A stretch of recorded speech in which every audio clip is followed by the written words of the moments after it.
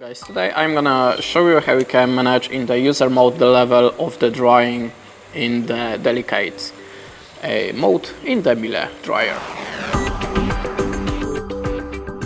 In the first step, let's turn on your device, open the doors, hold the start button and close the door. We have to hold it until the lights up of this button, and as you can see now we are in the user mode. Then go to the P02 and click on the start. Now you can manage the level of the drying in the delicate mode from the 7. The 7 is a maximum drying level and number 1 it's a minimum drying level, so more wet clothes.